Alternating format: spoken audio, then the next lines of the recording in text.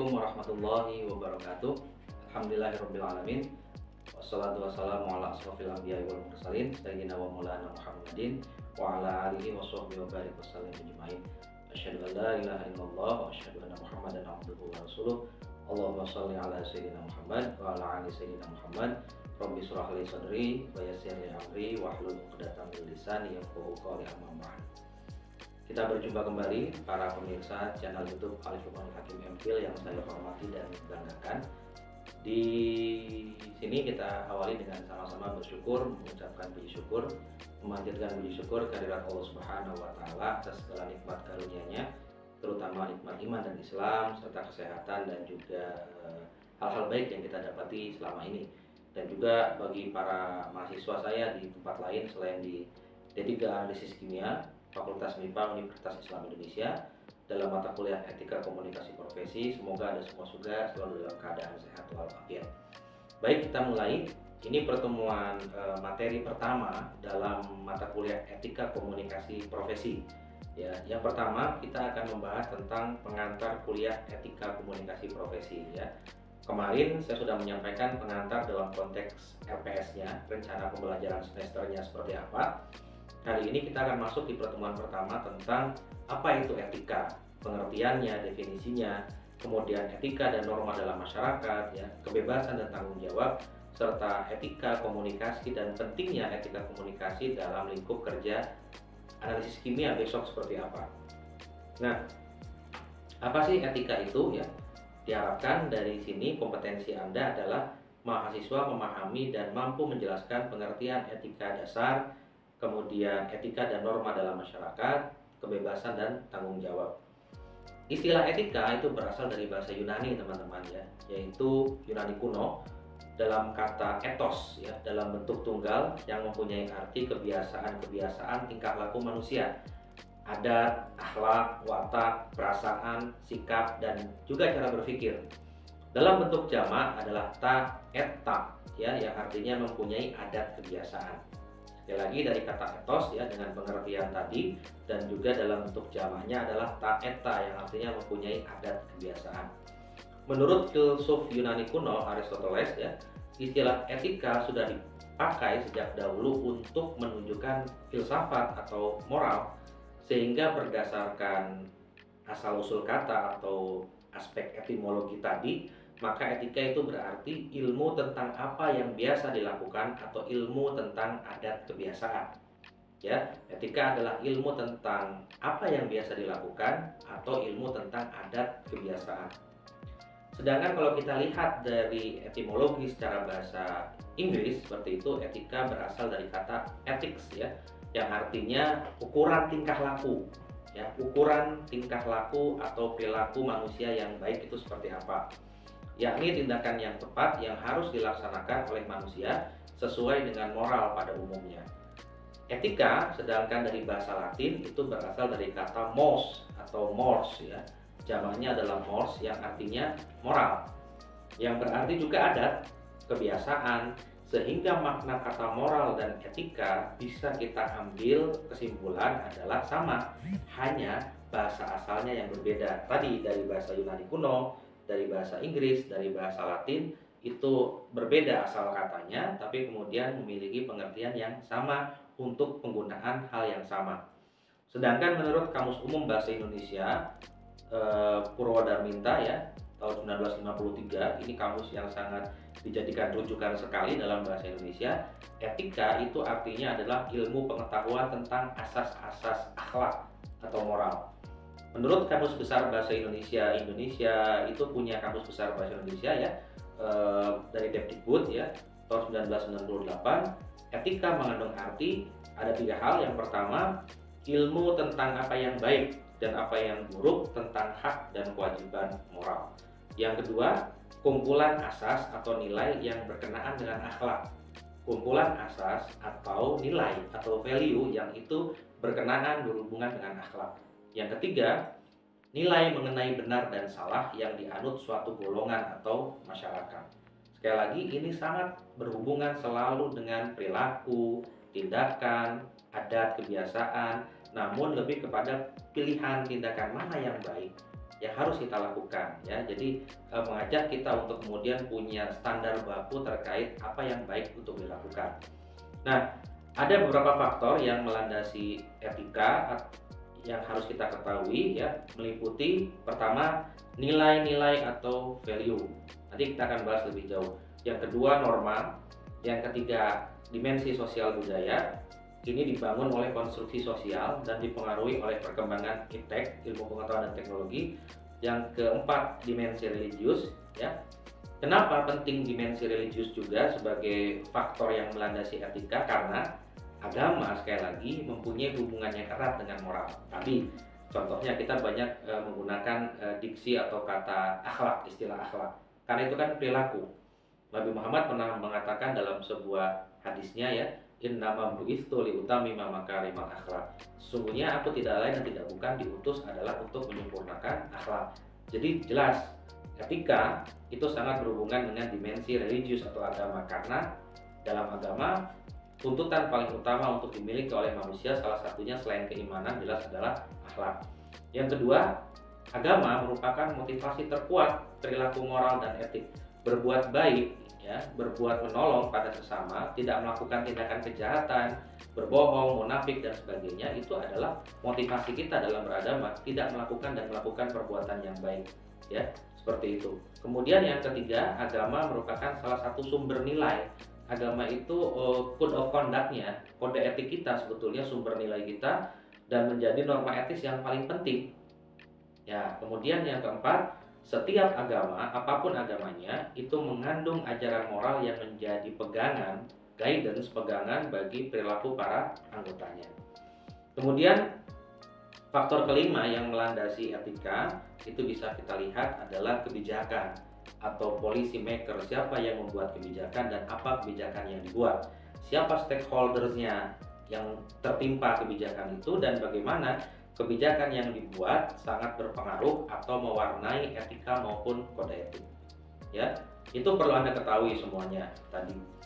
Kemudian ada 3 pembagian mengenai etika ya, yang perlu Anda ketahui. Ini sangat elementer, sangat dasar sekali. Yang pertama ada etika deskriptif ya.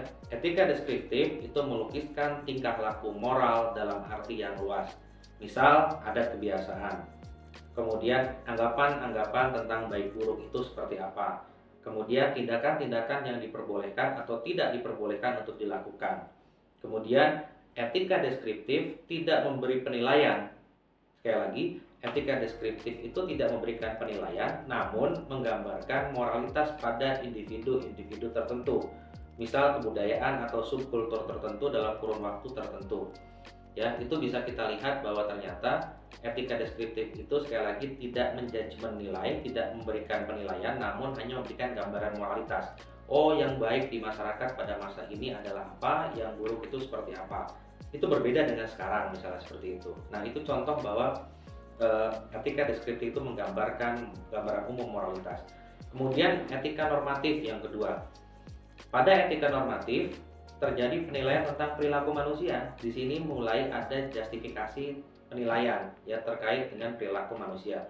Penilaian ini terbentuk atas dasar norma yang ada di masyarakat ya.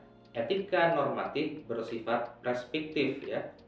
Etika normatif itu bersifat preskriptif. Apa preskriptif itu? Memerintahkan, imperatif ya. Tidak melukiskan melainkan menentukan benar atau tidaknya tingkah laku.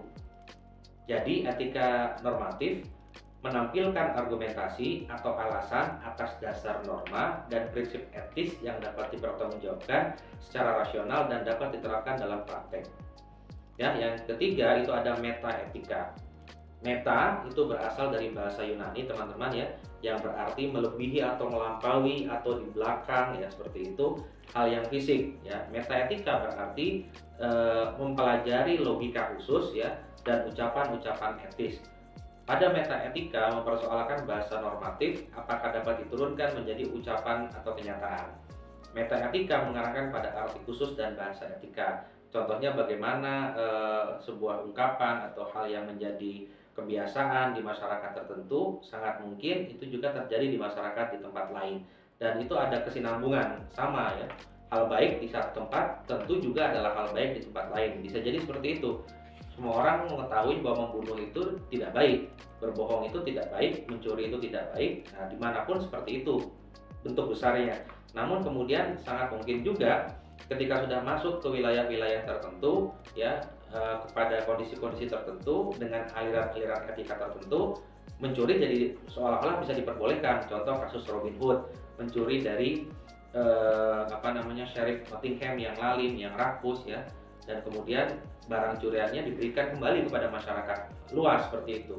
Itu mencuri tapi dalam tanda petik diperbolehkan, misalnya seperti itu. Nah, ada perdebatan-perdebatan seperti itu nanti akan coba kita bahas di kelas dalam ruang-ruang diskusi kita secara langsung. Nah, kemudian yang perlu teman-teman ingat juga, ya, ada kaidah dasar dalam moral yang harus teman-teman paham. Pertama, kaidah sikap baik. Dimaksudkan bahwa kita wajib bertindak sedemikian rupa sehingga ada kelebihan dari akibat baik dibandingkan tingkat akibat buruk.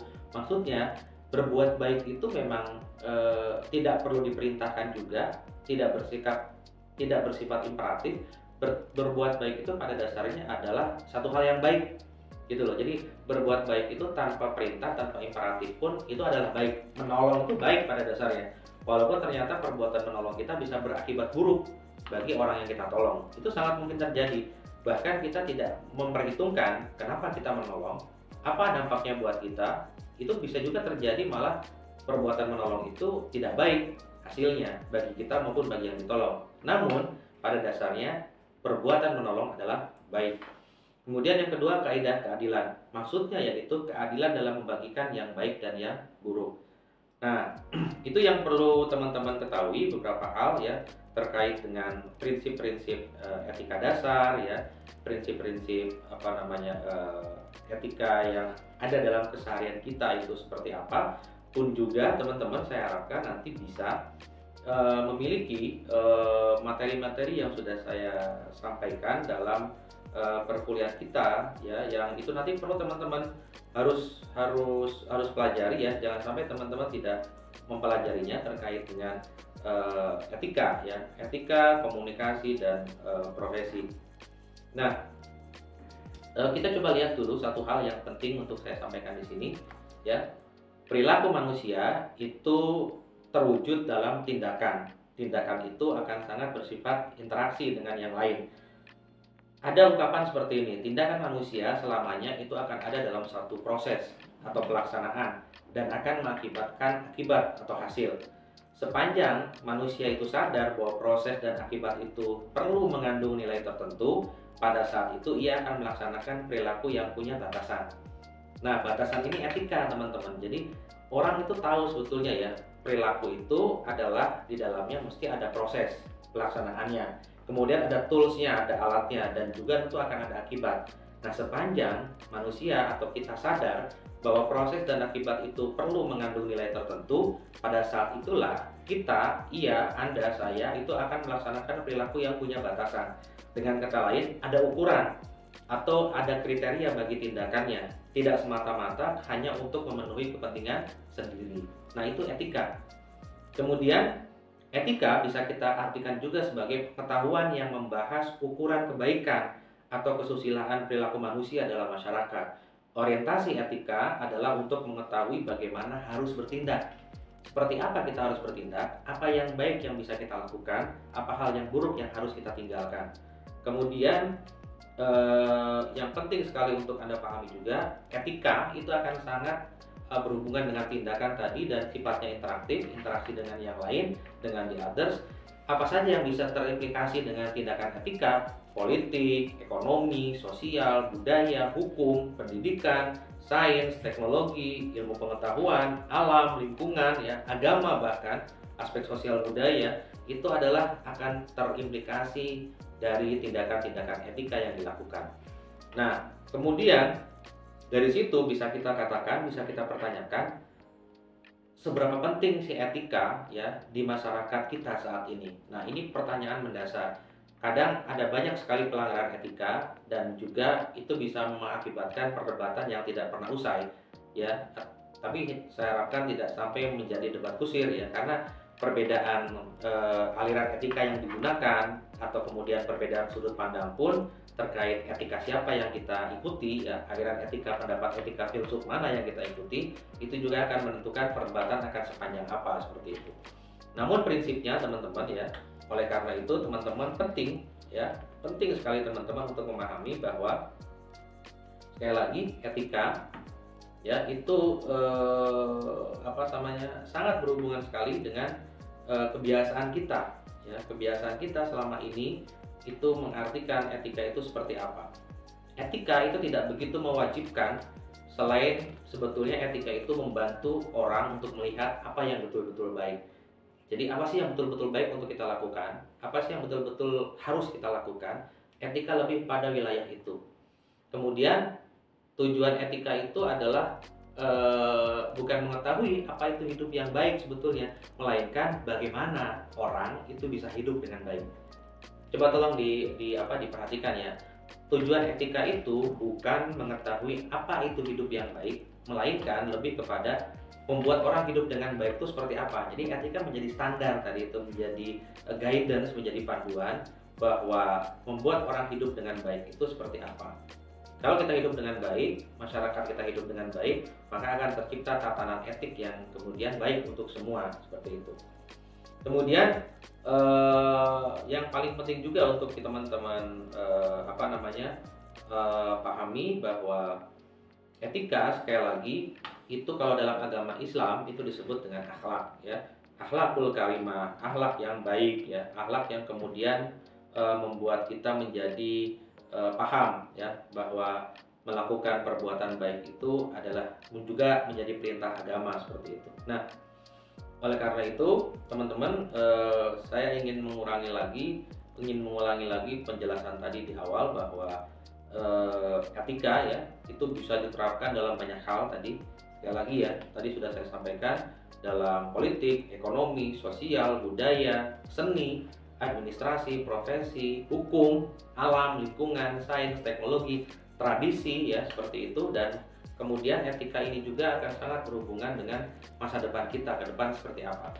Karena baiknya kehidupan kita saat ini tentu akan banyak menentukan kesinambungan kehidupan berikutnya. Tentu aspek keberlanjutan atau sustainability itu menjadi sangat mungkin akan terjadi kalau sejak saat ini sudah baik, seperti itu. Nah, kemudian apa sih bedanya hukum dengan etika misalnya? Hukum dan etika itu keduanya sama-sama mengatur perilaku individu. Ada tapi terdapat perbedaan. Yang pertama, yang legal atau legalitas tidak selalu berarti tidak etis ya. Hukum bersifat eksternal ya, dan dapat ditegakkan tanpa melibatkan perasaan atau kepercayaan orang atau sasaran hukum. Sementara etika itu pada dasarnya bersifat internal, subjektif, sifatnya digerakkan oleh keyakinan dan kesadaran individu tadi tentang bagaimana sebenarnya hidup baik itu ya, agar bagaimana kita bisa hidup dengan baik. Kemudian apa sih contoh-contoh perilaku tidak etis dalam kaitannya dengan etika keseharian kita, misalnya berbohong pada publik, misalnya korupsi, kolusi, nepotisme, melanggar nilai-nilai publik ya, tidak responsif. Pemerintah misalnya tidak memiliki responsibilitas yang tinggi terhadap keluhan dan juga masukan dari masyarakat, tidak memiliki akuntabilitas baik itu pribadi, kelompok maupun negara, seperti itu kan, pertanggungjawaban yang tidak ada, kemudian transparansi yang tidak dibuka atau tidak diutamakan, kemudian melanggar sumpah jabatan, melanggar fakta integritas, tidak satunya kata dan perbuatan, seperti itu. Kemudian yang paling parah adalah saat ini sering terjadi mengorbankan, mengabaikan, atau merugikan kepentingan publik sejak dari awal, seperti itu. Nah, ini yang harus dipahami oleh teman-teman, terutama besok dalam dunia kerja, bagaimana teman-teman jangan sampai teman-teman kemudian mengorbankan, mengabaikan, atau merugikan kepentingan publik. Karena pekerjaan teman-teman tentu apapun itu pekerjaannya akan sangat berhubungan dengan publik. Nah, itu kemudian kenapa perilaku yang melanggar etika itu bisa terjadi? Pertama, karena kecenderungan mengedepankan etika personal, bahwa ukuran itu adalah diri pribadi. Kemudian yang kedua, ukuran pribadi itu mengalahkan atau menegasikan etika yang lebih besar atau kepentingan sosial, kepentingan yang lebih banyak. Kemudian kecenderungan mengedepankan kepentingan diri sendiri di atas kepentingan masyarakat dan halayak luas. Kemudian ada juga mungkin tekanan dari luar untuk berbuat tidak etis. Nah, penjelasan saya tentang berbagai hal tadi terkait dengan etika, pengertiannya, faktor yang melingkupi, jenis-jenis etika yang dasar seperti apa, kemudian kaidah dasar moral itu apa saja dan sebagainya. Semoga bisa memberikan insight baru dan pemahaman baru terhadap etika bagi teman-teman, dan nanti akan kita lanjutkan dalam pertemuan berikutnya untuk materi selanjutnya. Terima kasih, kurang lebihnya mohon maaf. Kurang lebihnya saya mohon dimaafkan. Assalamualaikum warahmatullahi wabarakatuh.